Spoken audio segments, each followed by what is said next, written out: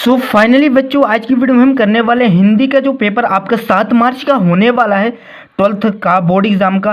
Total question उसमें रहेंगे 23 और पेज जो रहेंगे आपके पेपर के 8 रहेंगे और टाइम जो आपका रहेगा 3 घंटे का रहेगा। मैक्सिमम जो मार्क्स आपके रहेंगे 80 नंबर के रहेंगे। इसमें सबसे पहले आपको 5 मिनट तक निर्देश पढ़ लेना है। सभी प्रश्न करना अनिवार्य है। प्रश्न क्रमांक 1 से 5 तक सभी वस्तुनिष्ठ प्रश्न 1-1 नंबर के रहेंगे। प्रश्न 6 से लेकर 15 तक के जो क्वेश्चन रहेंगे छात्रों वो 2-2 नंबर के रहेंगे।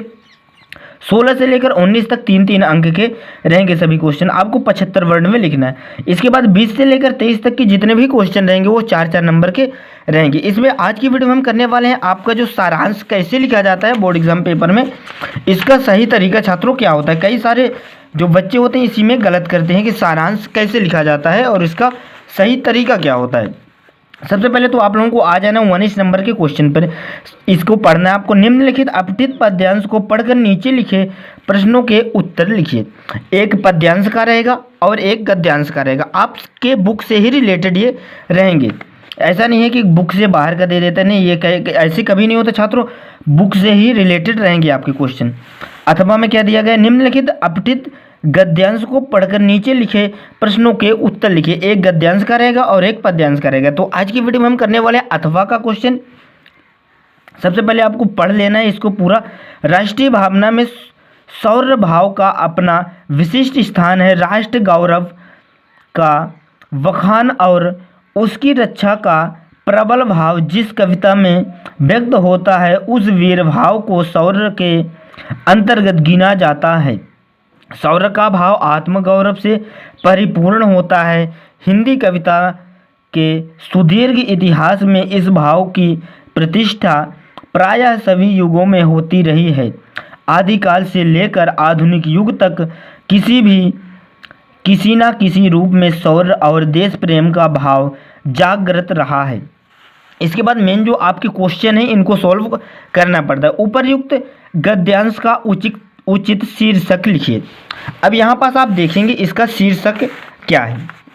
आप यदि 1-2 बार पढ़ लेंगे इसको, पहले तो 2 से 3 बार पढ़ लेना है छात्रों। यदि आप लोग 2 से 3 बार पढ़ लेंगे तो आपको स्वयं ही समझ में आ जाएगा कि इसका शीर्षक आखिर है क्या।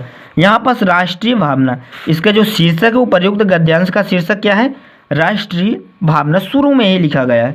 यहाँ पास आप लिख देंगे, फर्स्ट नंबर का हेडिंग डालेंगे क्वेश्चन का और यहाँ पास लिखेंगे उपर्युक्त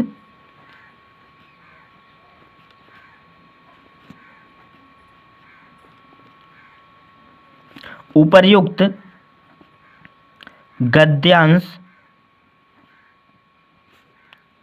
का शीर्षक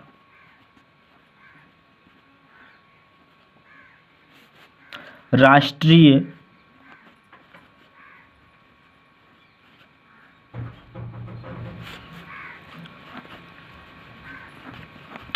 भावना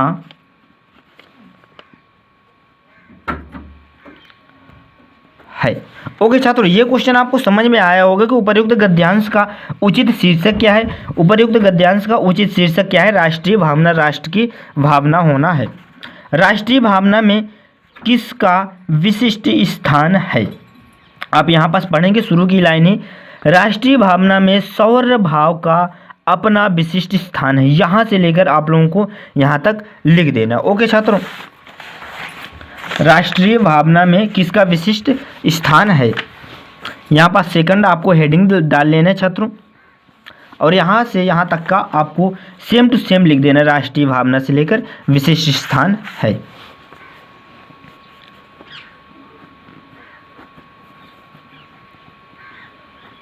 राष्ट्रीय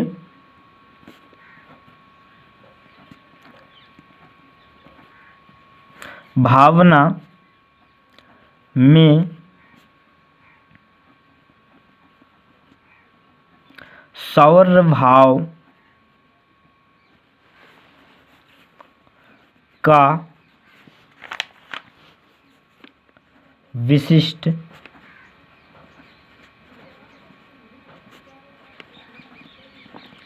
स्थान है। ओके छात्रों, ये 2 क्वेश्चन आपके समझ में आए होंगे। सबसे पहले तो आपका इसमें क्या पूछा गया है कि उपर्युक्त गद्यांश का उचित शीर्षक लिखिए। उपर्युक्त गद्यांश का उचित शीर्षक क्या है? राष्ट्रीय भावना। राष्ट्रीय भावना में किसका विशिष्ट स्थान है?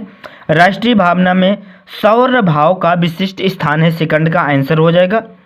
सुदीर्घ शब्द का अर्थ क्या है? इसमें आपको बताना है सुदीर्घ शब्द का अर्थ क्या है। तो सुदीर्घ शब्द का अर्थ क्या है? सौर। ओके छात्रों, तो इसका आंसर आपको कर देना है सौर। यहाँ पास आप लिख देंगे, थर्ड नंबर क्वेश्चन का आंसर डाल देंगे और यहाँ पास लिखेंगे सुदीर्घ शब्द का अर्थ सौर होता है। ओके छात्रों, तीनों क्वेश्चन आपके समझ में आ गए होंगे। आप लोगों को अच्छी तरह से इसका जो गद्यांश आता है, इसका सारांश क्या होता है, अच्छी तरह से पढ़ लेना है। यदि आप इतना कर लिए तो आप लोगों के फिर बोर्ड एग्जाम पेपर में पूरे नंबर आने वाले हैं।